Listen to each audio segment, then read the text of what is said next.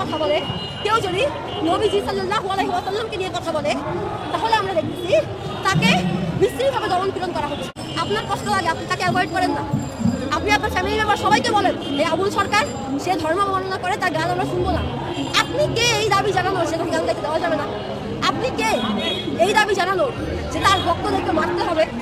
আল্লাহকে নিয়ে কটূক্তি করা বাউল শিল্পীকে গ্রেফতার করেছে সরকার, কিন্তু এর বিরুদ্ধে অবস্থান নিয়েছে ঢাকা বিশ্ববিদ্যালয়ের বাম সংগঠনগুলো। গতকালকে তারা শাহবাগে একটি প্রোগ্রামে বক্তব্য রেখেছে এবং মশাল মিছিল করেছে ঢাকা বিশ্ববিদ্যালয় এলাকায়। তাদের মধ্যে এক নারীকে বলতে শোনা যায়, এই বাউল শিল্পী আল্লাহকে নিয়ে কটূক্তি করেছে, আপনারা তাদেরকে বয়কট করুন। কিন্তু তাদের উপরে হামলা এবং মামলা করার অধিকার আপনাদের নেই। আমি এই নারীকে উদ্দেশ্য করে বলতে চাই, আমাদের আল্লাহ সুবহানাহু ওয়া তাআলাকে নিয়ে তারা একের পর এক কটূক্তি করে যাবে, আমাদের পবিত্র গ্রন্থকে অবমাননা করবে, আমাদের নবীকে নিয়ে কথা বলবে, আর আমরা চুপচাপ বসে থাকবো, এটা তো কোনোভাবেই সম্ভব না। এই নারীকে আমি বলছি, কেউ যদি আপনার মা এবং আপনার পিতাকে নিয়ে কথা বলে, তাহলে আপনার কেমন লাগবে? আপনি কি তার প্রতিবাদ করবেন, নাকি তাকে বাক স্বাধীনতা দিয়ে চুপচাপ বসে দেখবেন?